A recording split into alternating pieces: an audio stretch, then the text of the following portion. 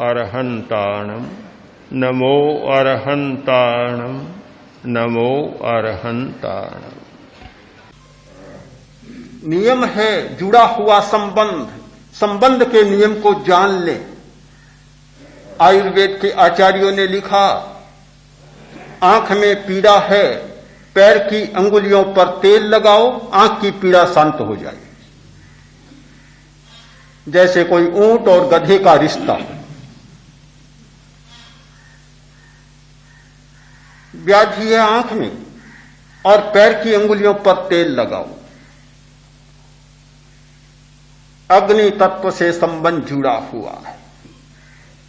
अग्नि तत्व का ज्ञानेन्द्रिय है चक्षु और उसका कर्मेंद्रिय है पैर। दोनों का संबंध जुड़ा हुआ है परस्पर। इस नियम को जान ले तो हमें कोई आश्चर्य नहीं होगा कि आंख और पैर का कितना संबंध है। तेज धूप में चलते हैं, पैर गर्म होते हैं, साथ साथ में आंखें गर्मा जाती है, बीमारी आंख में हो जाती है। आंख में बीमारी होती है, सोते समय या पहले भी ठंडे पानी में पैर रखे जाते हैं, आंख की बीमारी ठीक हो जाती। दोनों परस्पर जुड़े हुए हैं। हाथ का और वायु तत्व का स्पर्शन इंद्रिय का संबंध जुड़ा हुआ है। हाथ का संयम होगा, स्पर्शन इंद्रिय पर विजय होगी। और इंद्रियों पर विजय पाना तो एक सरल उपाय भी है। आंख को बंद करो, दिखाई नहीं देगा। कान में अंगुली डाल लो, सुनाई नहीं देगा। पर स्पर्शन इंद्रिय पर विजय कैसे पाई जाए, क्या करें? कोई उपाय नहीं लगता। सबसे जटिल प्रश्न है कि इस पर कैसे विजय पाई जाए। मत खाओ, जीवा इंद्रिय का एक संबंध टूट गया। मत सूंघो, नाक को बंद कर लो, गंध नहीं आएगी। चारों इंद्रियों के लिए बाहरी चार उपाय हमारे सामने स्पष्ट है, किंतु स्पर्शन इंद्रिय को जीतने का कोई उपाय दिखाई नहीं देता। हाथ का संयम करो। हाथ की विद्युत जो भीतर की ओर प्रवाहित होगी, उल्टी प्रवाहित होगी, स्पर्शन इंद्रिय पर विजय होने लग जाएगी। वायु तत्व का संबंध है स्पर्शन से और वायु तत्व का संबंध है हमारे हाथ से। जिनको वायु की बीमारी ज्यादा होती है या ध्यान के समय वायु ज्यादा सताने लगता है, ज्यादा चंचलता आने लगती है, तो एक मुद्रा की जाती है वायु विजय के लिए कि अंगूठे के निचले पोरे पर इस पास वाली अंगुली को लगा दें और इस मुद्रा में बैठ जाएं, वायु का प्रकोप कम होने लग जाए। हाथ का संयम स्पर्शन का संयम हो जाएगा। पैर का संयम आंख का संयम हो जाएगा। वाणी का संयम श्रोत्रेंद्रिय का संयम हो जाएगा। आकाश तत्व से संबंध है कान का और उसका कर्मेंद्रिय है वाणी। यदि हम इन नियमों को जान लेते हैं तो हमारी धारणा ही दूसरी बन जाती है। जब तक हम नियमों को नहीं जानते, हमें बहुत छोटी बातें लगती है कि हाथ का संयम करो, पैर का संयम करो, वाणी का संयम करो। क्या हाथ का संयम क्या करें? न हिलाएं, स्थिर रखें, बस। इससे क्या हुआ? कोई मारते थोड़े ही है, किसी को चांटा तो नहीं मार रहे हैं हाथ से, फिर क्या संयम करें? पैर का क्या संयम करें? लात तो किसी को नहीं मार रहे हैं। कोई भी शिष्ट आदमी किसी को लात नहीं मारता पैर से, हाथ से चांटा भी नहीं मारता सभ्य आदमी, तो फिर क्या संयम करें?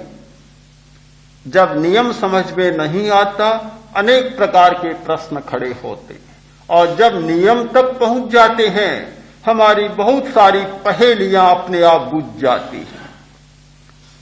मैंने कहा, भाई तुम नियम को नहीं जानते, इसीलिए सारे प्रश्न हो रहे हैं। एक भाई ने कहा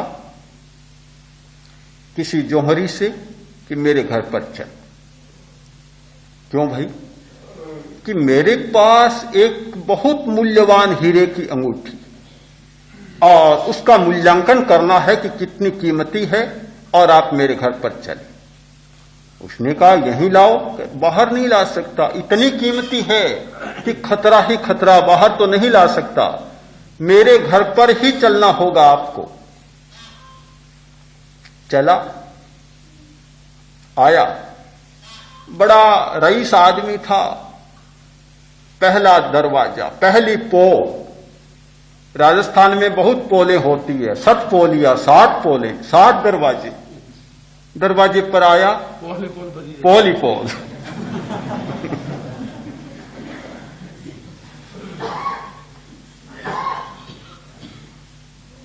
और बोला देखिए ये राजस्थानी शिल्प, ये कारीगरी, कितनी बड़ी कारीगरी, शिल्पकार ने कितना गजब ढाया है।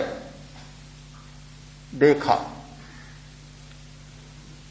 दूसरे दरवाजे में घुसे, ये देखिए कितना सुंदर एक चित्र का सारा वातायन बना है, कितने सुंदर चित्र बनाए हैं।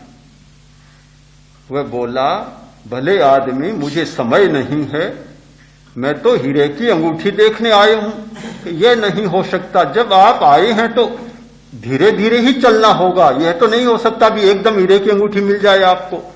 अगर घर के बाहर लाकर दिखानी होती तो आपके घर पर ही ले आता। यह तो ऐसा नहीं होगा, जब मेरे घर पर आप आ ही गए तो आपको सब कुछ देखना होगा। 5-10 मिनट लगा दिए, फिर आगे बढ़े, तीसरा दरवाजा आया तो देखिए स्थापत्य का बेजोड़ नमूना। स्थापत्य, ऐसा स्थापत्य की दुनिया में देखने को नहीं मिलेगा। वह दिखाने लग गया, 5-10 मिनट और लगा दिए, दिखाता गया 7 दरवाजे पार किए, घंटा भर तो बिता दी। आगे गए, ये हमारा स्वागत कक्ष है, जरा ठहरे, विश्राम करें, बहुत समय हो गया खड़े खड़े चलते चलते, विश्राम करें। लाओ भाई, चाय लाओ, दूध लाओ, नाश्ता लाओ। सब तैयार। उसने कहा कि मुझे देरी हो रही है, कि यह कैसे हो सकता है कि आप मेरे घर आए और बिना कुछ खाए चले जाएं? यह संभव ही नहीं है, करना होगा। और 10-20 मिनट लगा दी। आगे चले, घर का भीतर का भाग आया, अब सारा दिखाने लगा। आदमी के मन में दिखाने की भी बड़ी उत्सुकता होती है, कुछ नया हो जाए, विशेष बात हो जाए, न दिखाए तब भी पेट अफर जाता है, बड़ी कठिनाई होती है। दिखाने लगा, वह तो बेचारा हैरान था। बोला भले आदमी, मैं तो हीरे की अंगूठी देखने आए हूं, ये क्या बता रहे हो? ऐसे थोड़ा ही होगा, बार बार थोड़ी ही आते हैं, ये तो सारा देखना ही पड़ेगा। दिखाया, फिर ऊपर चढ़ाया, ऊपर छत पर चले। अरे घर में तो ले आओ कि नहीं, यहां बाहर तो नहीं आ सकती। छत पर चढ़ाया, फिर नीचे उतारा। मकान में कोई भौंरा, भूगरी, भौरे में उतारा, वहां जाकर बैठे, अलमारी को खोला, एक डब्बी निकाली, डब्बी को खोला, कपड़े ही कपड़े ऊपर लपेटे हुए, उन कपड़ों को खोला, तब जाकर कहीं यह है मेरी हीरे की अंगूठी। देखनी थी हीरे की अंगूठी, और क्या क्या नहीं देखा, कितना बीच में देखा। मैंने भाई से पूछा, क्या वह मूर्ख था जो हीरे की अंगूठी देखने आया और इतनी सारी चीजें देखी? मैं बोला मूर्ख कैसे, यह तो क्रम है। पहले दरवाजे में नहीं आता तो भौरे में कहां कैसे पहुंचता, दूसरे दरवाजे को पार नहीं करता तो भौरे में कैसे पहुंचता, 7 दरवाजे तो उसे पार करने ही थे। छत पर नहीं जाता तो भौरे में कैसे पहुंचता? सीढ़ियां चढ़ी है और फिर सीढ़ियां उतरी, नहीं उतरता तो भौरे में कैसे पहुंचता? अलमारी नहीं खुलती, गोदरेज की बहुत मजबूत, तो कैसे अंगूठी मिलती? दिव्या नहीं खुलती तो हीरे की अंगूठी कैसे मिलती? ये तो समझदारी की बात है, इसमें मूर्खता की बात नहीं है। तो मैंने कहा फिर तुम लोग कैसी मूर्खता की बात करते हो? आत्मा को देखना है, आत्मा का दर्शन करना है, पर क्या श्वास का दर्शन किए बिना, पहले दरवाजे को पार किए बिना भौरे में पहुंच जाओगे? उस भूतल गृह में पहुंच सकोगे? कैसे पहुंच सकोगे?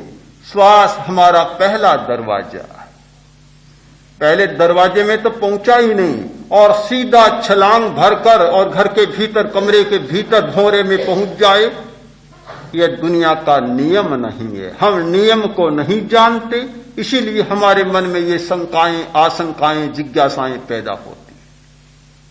यदि हम नियम को जान लें तो ये प्रश्न ही पैदा नहीं होगा।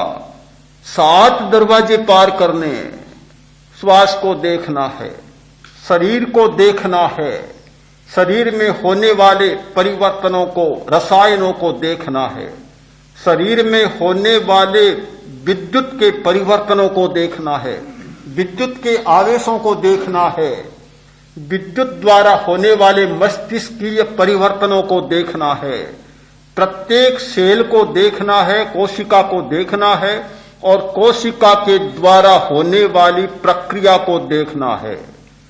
फिर स्थूल शरीर की सीमा को पार कर तेजस शरीर को देखना है। कितना सुंदर स्थापत्य, कितने सुंदर चित्र, कितने सुंदर रंग, कितने सुंदर और आकर्षक जो सामने आने वाले दृश्य, उन सब को देखना है। फिर सूक्ष्म शरीर, कर्म शरीर पर पहुंचना है। वहां से सारा तंत्र संचालित हो रहा है। इतनी बड़ी तंत्र की व्यवस्था कि जहां हजारों लाखों नहीं, करोड़ों अरबों कर्मचारी काम करने बैठे हैं और हर क्रिया को व्यवस्थित ढंग से संचालित कर रहे हैं। उसे देखना है, पूरे तंत्र को देखना है, पूरे कर्म शरीर को देखना है, कर्म शरीर द्वारा होने वाली सारी व्यवस्था को देखना है। इन सब को देख लोगे तब कहीं एक पट खुलेगा, अलमारी खुलेगी और फिर होगा ये लो हीरे की अंगूठी, ये लो चेतना का दर्शन, ये लो आत्मा का दर्शन। तुम चाहते हो कि पहले दिन ही दरवाजा खोले ही नहीं और सीधे आत्मा तक पहुंच जाए, परमात्मा मिल, हाँ परमात्मा मिल जाए। हर आदमी आता है बस सीधा यही कि परमात्मा कैसे मिले, भगवान कैसे मिले। अरे भले आदमी, पहला दरवाजा तो अभी खुला ही नहीं और ठेठ भौहरे में पहुंच जाना चाहते हो। पर मकान भी इतना बड़ा, कोई छोटा मोटा मकान नहीं, इतना भारी मकान कि जिसके 7 तो परकोटे हैं, 7 तो पोले हैं, दरवाजे हैं और भीतर में न जाने कितनी गहरी व्यवस्था। सीधे छलांग भरना चाहते हो, ये छलांग की बात मत करो।